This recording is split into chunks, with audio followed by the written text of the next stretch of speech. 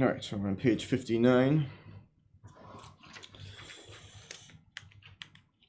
We're talking about the accession to the English throne of Henry II of the Plantagenet family. So he'll be famously associated with the murder of St. Thomas à Becket later on. So he wasn't immediately problematic, but he was not, actually, in the short term here, we'll be considering somebody else who's far more problematic.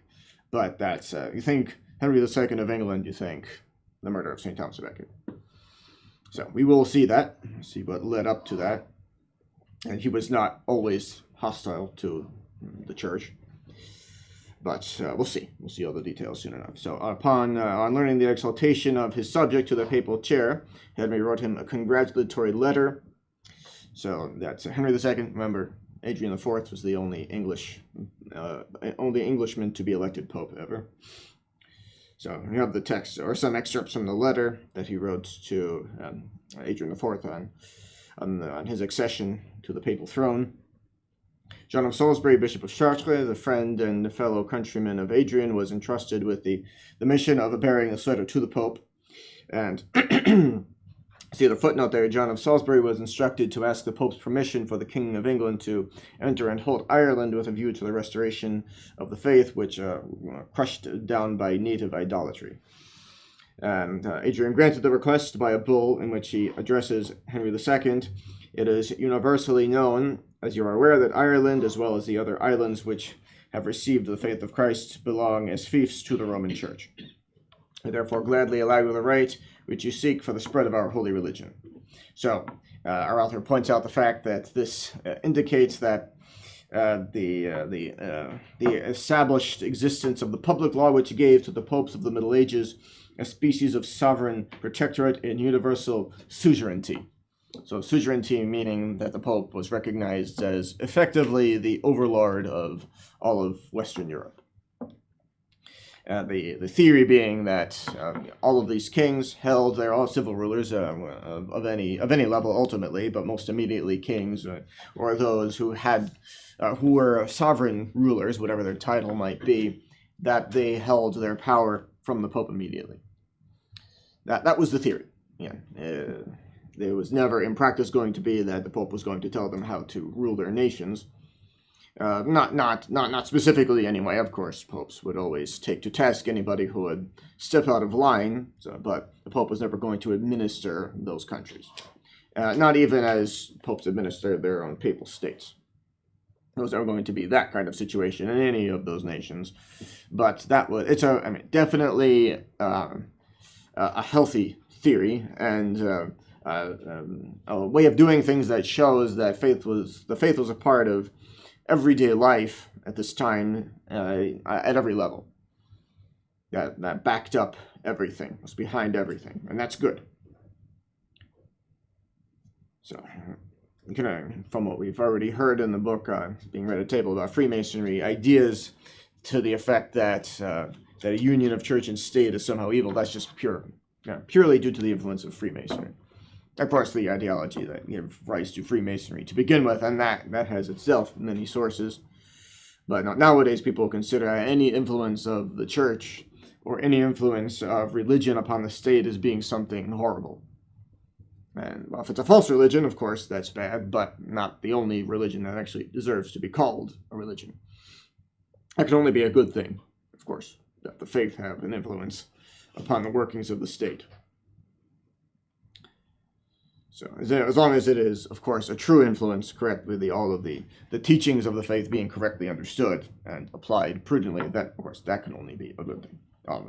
All things being equal, that is only a good thing. People can't get carried away or do imprudent things because of their somehow a disordered zeal for the spread of the faith. That can happen. But as long as everything is correctly ordered, yes, the faith can only be beneficial to any place where it has an influence at any level. So, okay, so this is actually even one theory. That's one.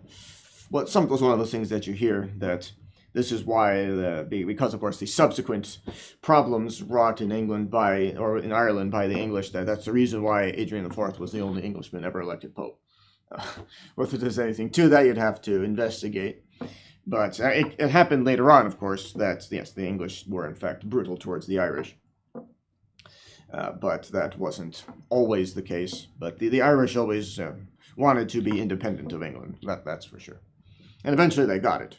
But England did rule, in fact, Ireland directly for a long time. If you look at that map over there, which is blocked by the screen, but if you look at that map more closely, you'll see that map is from about 1900 or so. You'll see that on that map, Ireland fully, the entire island, is part of the United Kingdom. It was the United Kingdom, whatever the full name was, but in short, the United Kingdom of Great Britain and Ireland, not Northern Ireland, but the United Kingdom of Great Britain and Ireland. Whatever the full name was, it included all of Ireland.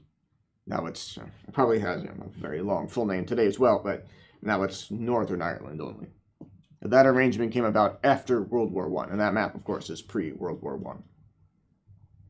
So Ireland was part of the United Kingdom for a long time. And how that came about, that Ireland became most of the island has since become the Republic of Ireland, separate from the UK, is a long story, but that's not what we're looking at now. But that would come later. For a long time, England, either whether theoretically or purely theoretically or in an actually practical sense, ruled Ireland. But England did, at least in one way or another, hold sway over Ireland for a long time. In fact, at a certain point, they theoretically ruled it, but didn't really, to the point that one way of firing, so to speak, high-ranking noblemen by the King of England was to make him the Duke of Ireland. In other words, that was a way of kicking him upstairs, as they say. In other words, giving somebody theoretically a promotion, but in reality, putting that person in a position of zero effective power. That was too big a title to mean anything. That would be like proclaiming oneself, the Emperor of the Americas or something. Okay, nice calling yourself that, but that means nothing in practice. It was something like that. It was such a big title but they didn't actually have any power to install somebody with actual control over Ireland. But it was some way of it was a good way of getting rid of people. And that's something that you see in abstracting from all questions of England and Ireland. That's a general principle that you see constantly. This has a Latin title, promoveatur ut amoveatur, which sounds quite nice, but it means literally let him be promoted in order that he may be removed. Hence the term kicking someone upstairs. Kicking because he's actually being fired, but upstairs because theoretically he's being raised to a higher position. You see that all the time.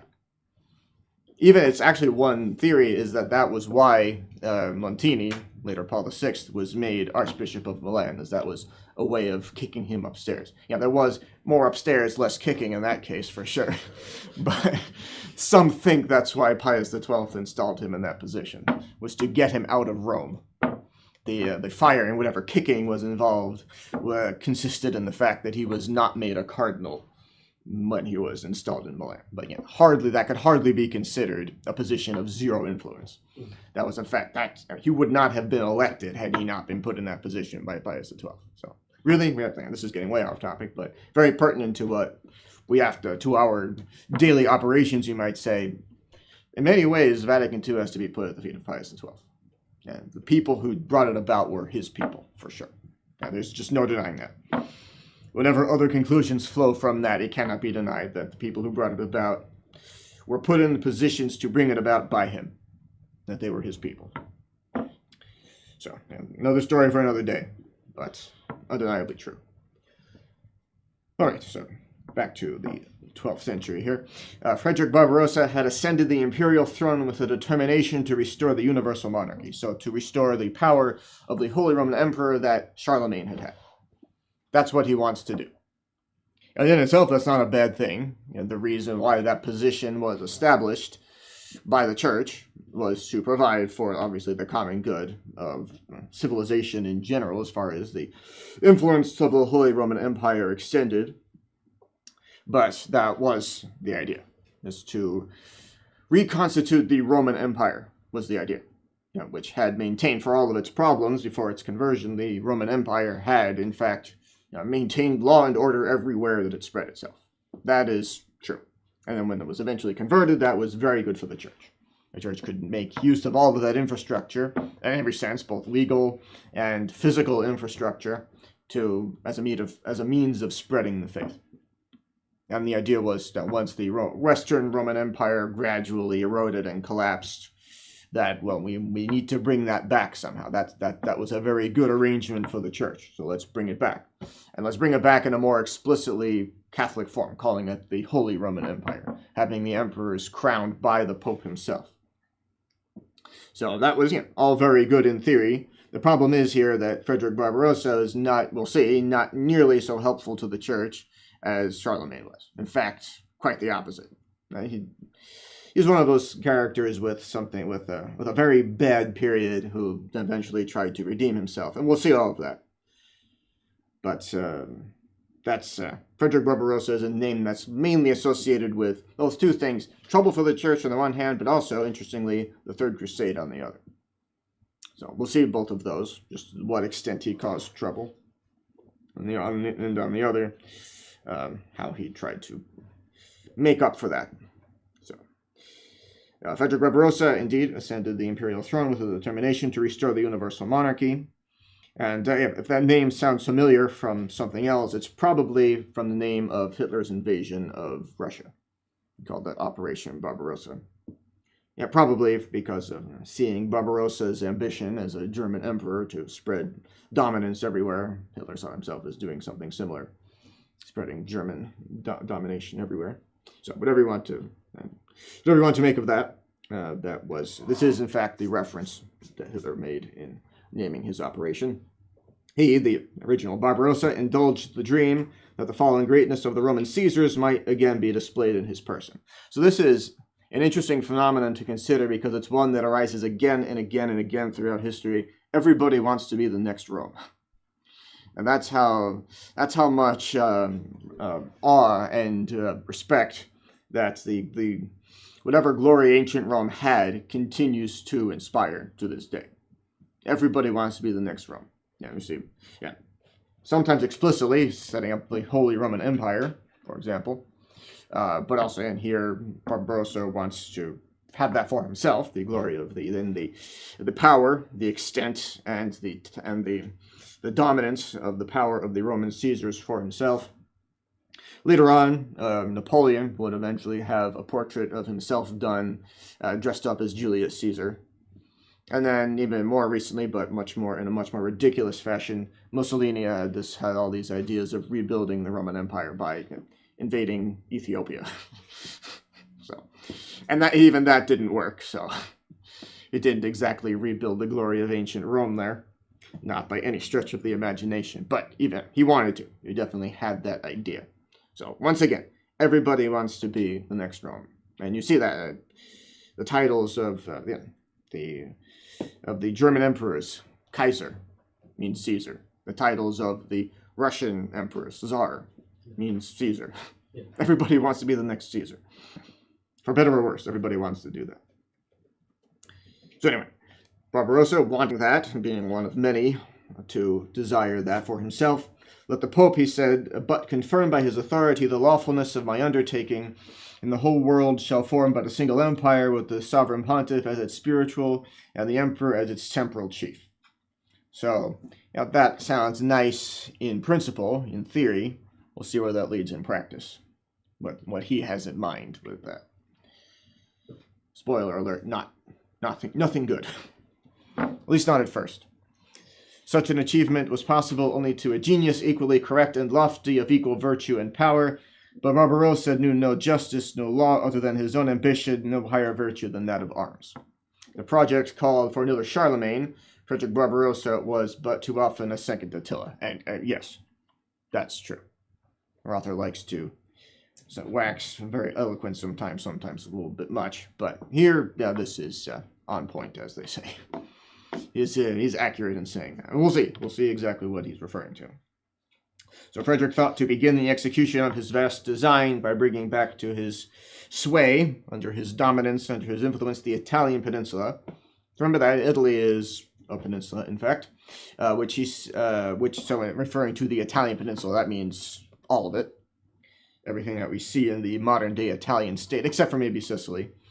But Italy in general. So to talk about the Italian peninsula means the whole place. Which he esteemed the patrimony of the empire, which in its decline was still the fairest portion of its territory. So, in other words, Italy is no longer ancient Rome by any means, but it is still a nice place. When you go to Italy today, it still is a beautiful place. You can see why everybody wanted it, why it got invaded so many times. It's a very nice place. Everybody likes to go and visit it. Not quite as much as France, but people from all over the world go there. One day I spent in Rome, easily the language I heard spoken most was English with an American accent. Easily. I saw a city full of tourists. And elsewhere too. I mean, just also in some gas station, I don't even know remember where it was exactly, but somewhere on the road up to Verua, which is in northern Italy, much nearer Turin. Stopping off at a gas station. There were also Americans there. Just at a random gas station. I don't even remember where it was.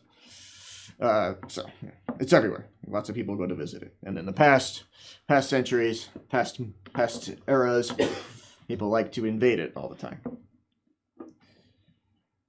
So, he still wants that. Frederick Barbarossa very much wants Italy to be part of the empire, which, not only because it's nice, but also because then his idea is to restore the power of the Roman Empire under his rule.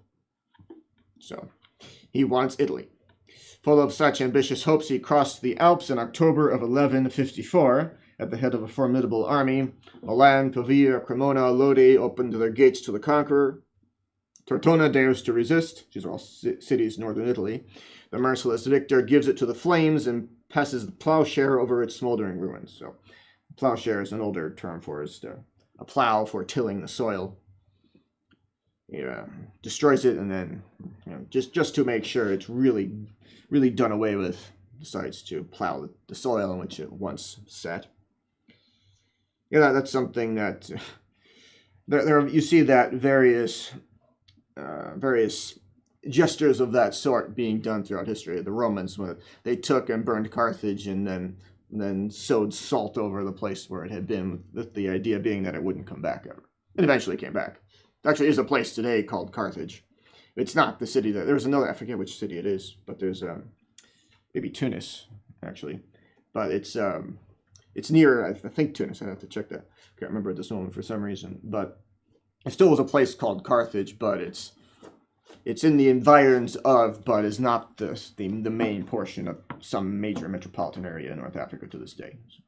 Anyway, you see instances of that. Hitler gave a speech once in which he said he would take Moscow and destroy it and just put a giant swimming pool in its place, or something like that. He just wanted to completely do away with it. People do those kinds of things, or express a desire anyway to do that sort of thing to the capitals of their enemies. Anyway, heralded by the terror now coupled with his name, he, Barbarossa, soon stands before the walls of Rome. He was eager to feel the weight of the crown of the Roman Empire and of the whole world. Such are the significant words of the chronicler Bishop Otto of Freisingen, his uncle. His approach revived, as Barbarossa's approach revived the hopes of the revolutionary faction, and their deputies met him in his camp at Sutri. Adrian had also come to meet the German prince at Sutri. To set the Roman pontiff at rest upon his ultimate intentions, Frederick had, through his deputies, promised him inviolable fidelity. And in their first interview, a seemingly trifling incident threatened to break off all their friendly relations. Frederick refused to conform to the usual etiquette in such cases and would not hold the stirrup while the Pope dismounted. So sometimes this happens, little things. In general, it's true, of course, but that little gestures can carry great weight. But in this instance, obviously, the Emperor refusing to pay a customary act of submission to the Pope, even in just something small, makes a certain statement. Yeah, that is generally true. Small gestures even the smallest ones, tend to make some kind of a statement. And in the context of the Pope and Emperor meeting, obviously that is heightened. So Adrian, in turn, refused to admit Frederick to the kiss of peace. The point was discussed, the Emperor submitted, was solemnly conducted by the Pope to the Church of St. Peter, and there received the imperial crown from the pontiff's hands, whereupon, says a chronicler, the Germans gave vent to their joy and acclamations like rolling thunder. So,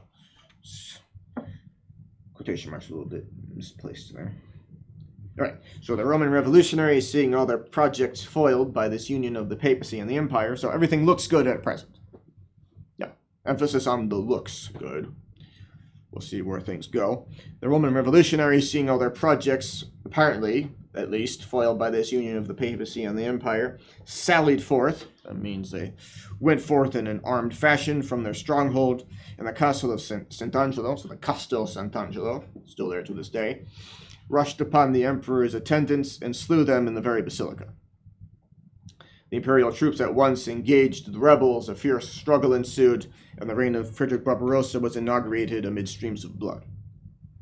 So, that putting down revolutionaries who are making an armed assault is not something illegitimate, but that's just that whole manner, indeed, of Barbarossa's reign coming in a bloody fashion is, well, it's foreshadowing for what will come later. Adrian IV rejected a proposed arrangement by Manuel Comnenus, the Byzantine emperor, the Greek emperor, the Eastern Roman emperor. Remember, the Eastern Roman Empire is still theoretically in existence. Yeah, more a theoretical thing than an actual empire. Its domains definitely not increasing and shrinking over time. The influence, effectively nothing, of the emperor outside of his own domains. Definitely not including Italy. Though they did still claim it, they saw themselves as the rightful rulers of all the Roman Empire, even if for a long time, they had done nothing to take care of it. At least as of the crowning of Charlemagne, the Eastern Roman emperors were upset, positively unhappy at the existence of a Holy Roman Empire, once again seeing themselves as the rulers of it all. Okay, so we could talk more about that, but holding ourselves to our present point. Adrian IV rejected a proposed arrangement by Manuel Comnenus, but availed himself of the relations thus established between the Holy See and the court of Constantinople, exhorting the emperor to work earnestly for the reunion of the Latin and Greek churches, which had stood apart since Michael Cerularius had dragged the Greeks from the pale of Roman unity. So pale meaning the boundaries of. That may, in fact, when we were talking about Ireland before, that English expression in English may, in fact, come from the designation that the English had for what they did, in fact, control in practice in Ireland. The city of Dublin and the area around it, they called the Pale. So beyond the Pale meant out in the wild, where if you were to go there as an English citizen, you might be waylaid by who knows whom or what. So beyond the pale means beyond. Perhaps originally, I don't know the full history of the term, but definitely the English used it that way to refer to the area of their own influence in Ireland. And that's come to be applied to many different things. So, indeed, the Michael Cerularius, you may recall, we saw that earlier, was the one who really founded the Greek schismatic sect. The Phocians, in general, that's a term applied to Eastern schismatics, and most especially to the Greeks, but the East had been in and out of schism multiple times. We saw that even this year, but definitely earlier we saw just how much trouble in previous sections of church history, if you're around for that, you may recall that the East was a constant source of trouble to the Greeks specifically, a constant source of trouble to Rome, and in and out of schism. But it was Michael Cerularius who really set up the Greek schismatic sect. Photius had affected a major schism, but that was healed during his lifetime. You may remember that. You may recall that he himself was, as I recall, at least I have to review the details, but definitely the schism that he caused had officially been healed. Now, whether he himself was in good standing is another thing. Perhaps, probably, as I recall, officially, but once again, that detail needs to be verified. But it was Michael Cerularius who brought all of that back and started a real sect. Sometimes you have that. You have that phenomenon of somebody who invents an error to begin with, or at least establishes a pattern of behavior in the case of schism, but then it's somebody else who takes up the baton later on and makes it more official, as it were. We definitely have that in Mormonism in this country.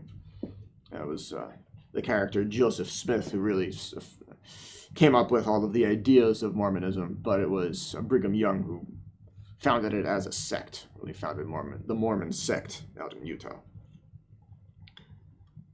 So that's you do see that sometimes. So the chief points on which they were, that is, the Greeks were and are still divided, are the dogma of the procession of the Holy Ghost and the addition of the Filioque made by the Latin Church to the Nicene and Constantinopolitan Creed. Second, the Pope's primacy and jurisdiction over the whole Church. And third, the consecration of unleavened bread in the Eucharistic sacrifice. So, yeah, hopefully all of those things at least ring bells. The second point is obvious, that they would object to that being in schism. Points 1 and 3, though, are pretexts for number 2.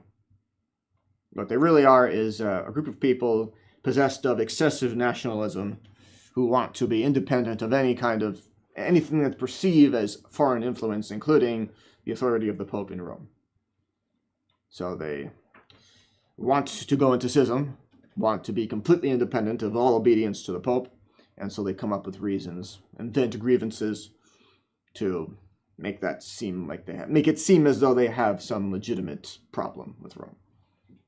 Now, it is possible that somebody have some kind of a grievance with one or another policy of a reigning pope, but obviously nothing can justify schism.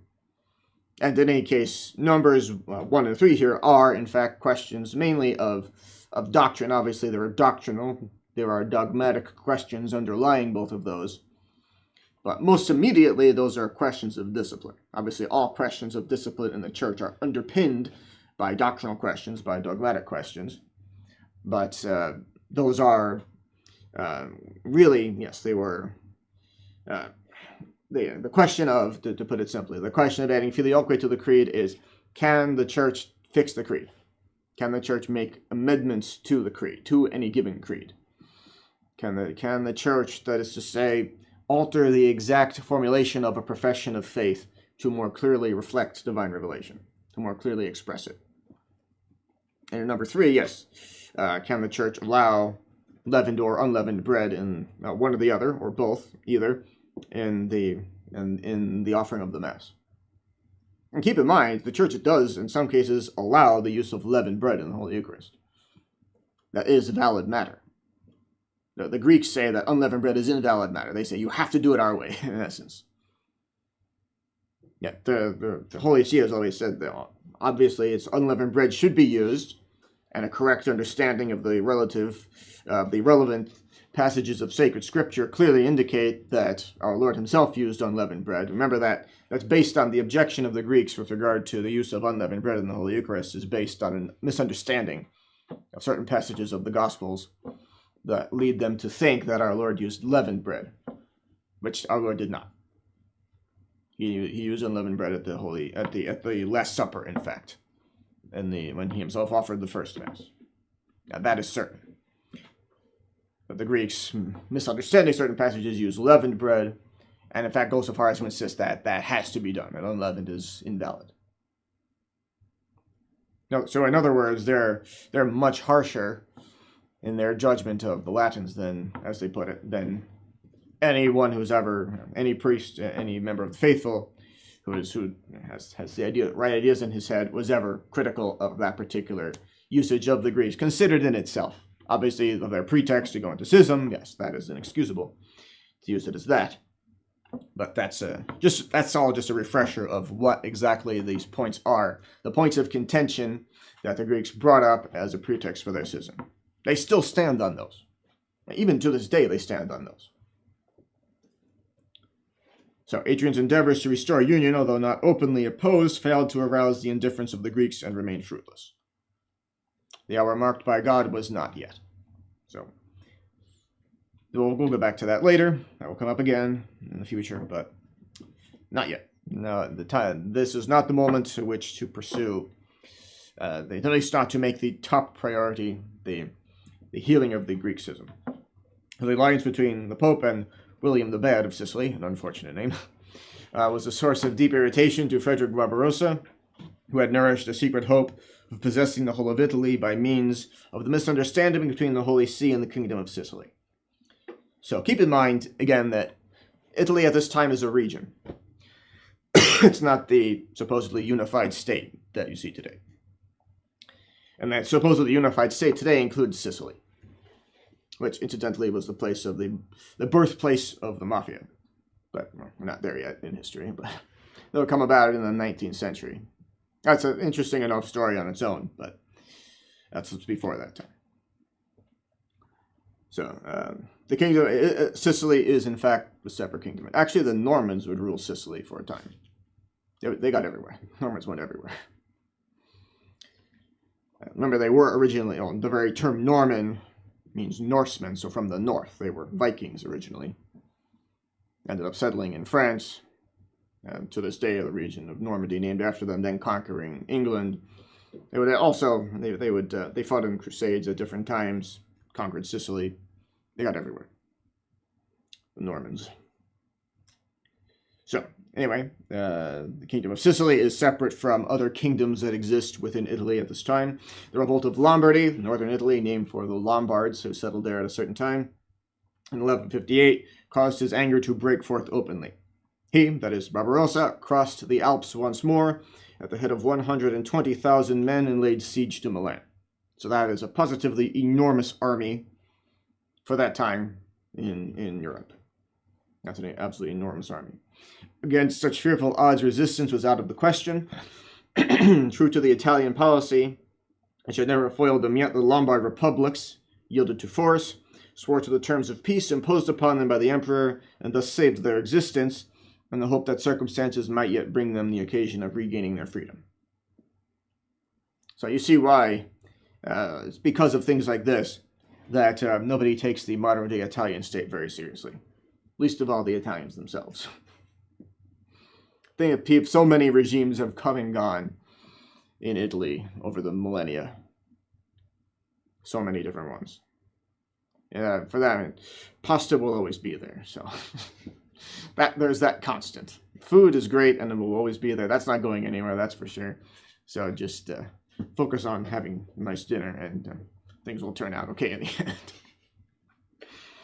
Who cares what government is theoretically there? It'll be gone tomorrow anyway. Now, whether it's the Holy Roman Emperor or maybe the King of France, maybe the Emperor of France, if that's what he's calling himself currently. Maybe the Austrians. Maybe someone who calls himself the King of Italy. Maybe someone who calls himself the President. Whatever, it doesn't matter. It'll be there today, gone tomorrow. Don't worry about it too much. You see how attitude would arise over with that kind of state of affairs prevailing for so long. You see how an attitude of indifference would arise. That's entirely understandable. So, master of Lombardy, the emperor. So once again, that's northern Italy. The emperor thought to treat the pope as he would treat a conquered prince.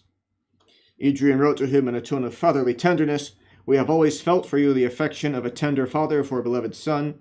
You cannot already have forgotten the heartfelt," that really should be one word, heartfelt, "welcome extended to you by the Holy Roman Church, your mother, when she bestowed," and notice this is a document written in Latin. He uses the term contulit, the Pope does, to indicate bestowed, to grant you when she bestowed upon you the imperial crown.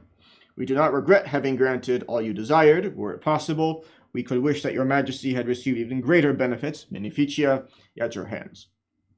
So Frederick was not a Latin scholar. His chancellor was obliged to translate the Pope's letter for him into German. The word beneficia was rendered by fiefs and contulit by conceded, which is not the case. So the age-long problem of not looking up the words causes problems here. So form the habit of looking up words when you do a translation. Very bad things can happen if you don't. So the emperor was, that's true. The emperor was thus led to think that the Pope deemed the empire but a fief of the Roman Church, and the imperial crown a gift of his benevolence, revocable at will, so that he could take it back. It is historically true. I mean, there is something to that. See, this is where you get into the fact that half-truths, half-lies, however you want to put it, are more dangerous than outright fabrications. Because it's still a falsehood. Many times things are presented in such a way that if you have to say, is it true or false, you have to say that's a falsehood, in as much as it's misleading. But there's still an aspect of truth to it, so it's hard to say that's absolutely a falsehood. You really can't. You have to make correct distinctions, actually. Yeah, there's something to that. As our author explains, historically true, it is historically true that the German Empire reestablished, so the German Empire meaning the Holy Roman Empire, which was mainly consisting of German territories, and most often ruled by emperors who were German. It's true that the German Empire, reestablished by the Roman Church, was to be its sword and arm, did derive immediately from the popes. So there's an aspect of truth to what he's saying, but the use of to say fiefs and conceded, that sounds like you're just my underling, and I granted this to you just in a way that you should only consider. You should only be very grateful to me as a result of this. The way it was presented was in a condescending manner. So this honorable condition was accepted by Charlemagne, whom our author calls immortal. He had certain problems, but of course the French author is going to only present the best face possible for him. So, and it's true, absolutely speaking, yes, that is true. Charlemagne knelt before Pope St. Leo III and received the crown. The first time the crown of the Holy Roman Empire was bestowed on anybody, received it from the Pope, very famously on Christmas Day of the year 800. That's an undeniable historical fact. But Frederick Barbarossa knew as little history as his chancellor did Latin. So, some things never change. Most people today don't know Latin, but also don't know history either. Adrian had used the words in their natural acceptance. Beneficia meant benefits. And contulit, yes, does not have a concede, definitely in English and perhaps in German as well, has a condescending sense to it. Whereas contulit in Latin, perhaps it could, but you have to know some Latin, which Barbarossa did not, to know that Latin words have very broad ranges of meaning. Very broad. And definitely the immediate sense of contulit, the default sense you might say of it, most certainly is not a condescending one. So when he spoke of the imperial crown, he merely wished to recall to the ungrateful emperor the pure and simple fact of his coronation at St. Peter. So not only was Charlemagne himself crowned, as well as the other emperors, but even Barbarossa himself had received the crown from the Pope. So his explanations were in vain. Barbarossa heard but the counsels of his anger. After a warm debate, Roland, the legate who bore the pontifical rescript, the message from the Pope, was compelled to fly from the imperial wrath. The Count Palatine of Bavaria, Otto of Wittelsbach, even drew his sword upon the prelate in the emperor's presence. An imperial edict forbade the clergy and faithful of Germany to hold any further communication with the sovereign pontiff. As though he could do that. The dream of universal sway was still uppermost in the mind of Barbarossa. He thought to realize it best by such deeds of violence. In 1158, he convoked a general diet of the empire at Roncaglia. 32 jurists, summoned by the emperor from Bologna, declared null and void all previous donations, one word, obviously, to the Pope, to bishoprics and monasteries. The emperor alone, they said, has a right as temporal lord to hold lands and fiefs. So that's at best a half-truth to say that the emperor as a temporal lord has complete control of all that. Distinctions need to be made there, of course. Thus, the flattery of the courtier was no less radical than the revolutionary madness of the partisans of Arnold of Brescia. The mention of the Roman revolutionaries you made before, the head of that faction was this Arnold of Brescia. So, it's true that the emperor, as the temporal ruler, the civil head of the state, of course, that's a bit redundant. The head of the state, the civil monarch, yes, has control over lands and fiefs, but not over any such piece of territory that has a spiritual aspect to it. He does not have control over that spiritual aspect. So, in other words, if you have a bishop who is both the bishop of the diocese of that designated territory as well as the liege lord of that same territory, yes, as the liege lord, as whatever title he has, ruling over that territory, yes, he is subject to the emperor, but not as the bishop. As the bishop, he's only subject to the pope. It is the pope alone who decides matters of ecclesiastical jurisdiction, which is a spiritual thing. So that's distinctions need to be made about that statement, of course. So you can't say that the emperor as temporal lord has the power over lands and fiefs. That needs to be understood correctly. So the courtier granted all to the emperor, the revolutionists to popular sovereignty.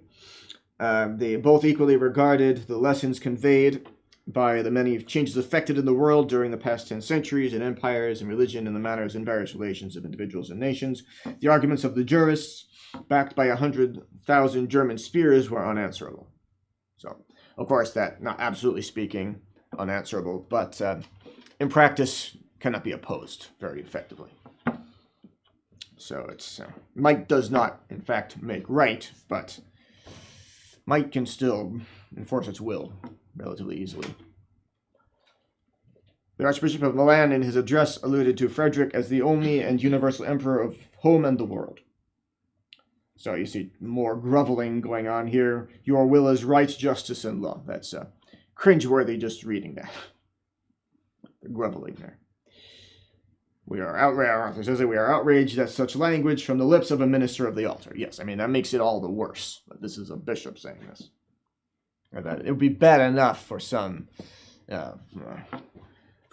unscrupulous, shameless lay member of the imperial court to say those things. But from a bishop, yeah, that's a positive stab in the back to the Holy See to say these things. Unfriendly writers have never wearied in lavishing calumnious imputation upon what they are pleased to style papal encroachments, but not one of them has ever thought of recording the invasions of the temporal power. But you notice at every turn, every clash between church and state is because of the state misbehaving itself. I mean, you're hard put to come with one single example of a pope, even just personally conducting himself in such a way that it causes in an inappropriate way, that it causes a clash between church and state. Sometimes popes might initiate a complaint that causes some crisis, but it's a legitimate complaint when that happens. I mean, hard put to find one example of popes acting in an inappropriate way that causes a problem. I'd say you could not ever, but you have to really think about it to come up with even a short list of possibilities. Whereas the other way around, take your pick, open up any page of history and you see it.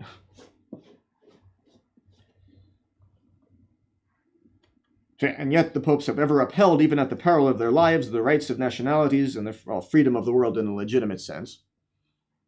Definitely the church. This could be better phrased, yes, the rights of nations and the authority of legitimate rulers. That always. Even in the times of the very worst persecution of the church, the church never has fomented revolution, uprising against legitimate authority, even when that legitimate authority has given terrible trouble to the church. For example, there were saints who were parts of the households of various Roman emperors.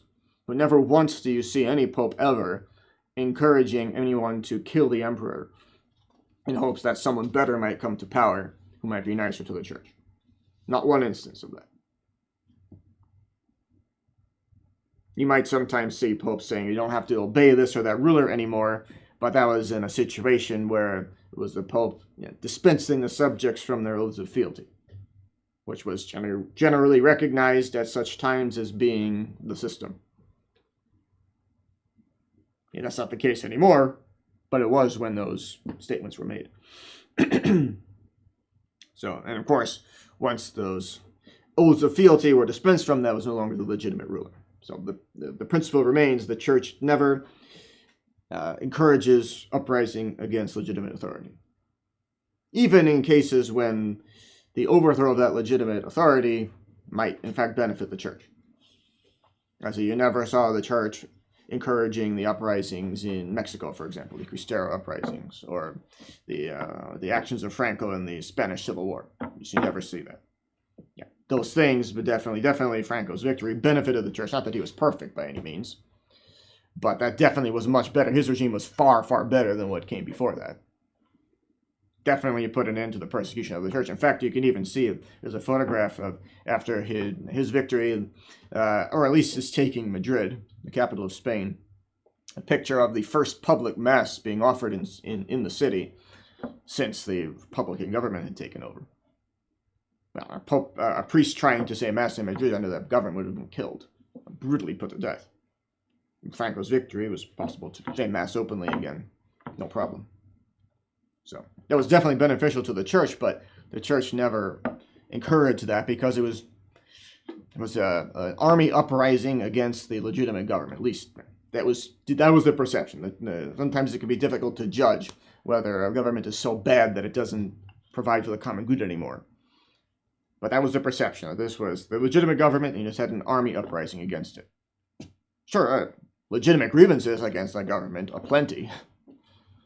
But still, the church never encourages uprisings against legitimate authority. Because the church, of course, knows very well and always teaches that authority comes from God. All authority comes from God, including that of the state, even when that's invested in somebody who might be eminently unworthy of it. If that person, if he's legitimate, he has authority.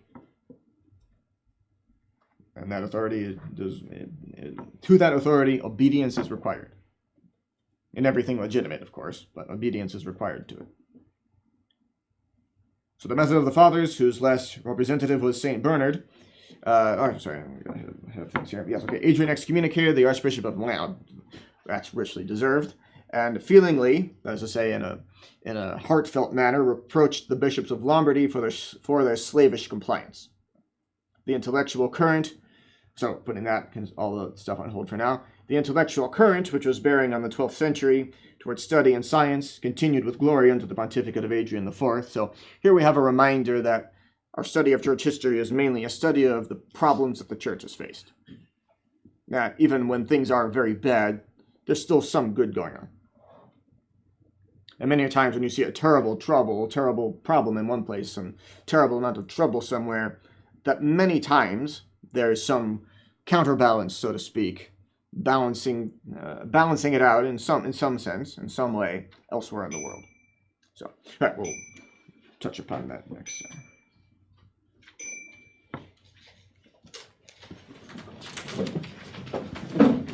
In nomine Patris et Filii et Spiritus Sancti, amen. Subtuum presidium confugimus, Sancta Dei Genitrix nostra justificationis et dispicias, in necessitatibus et periculis cunctis, libera nos semper glorios et benedicta. In nomine Patris et Filii et Spiritus Sancti.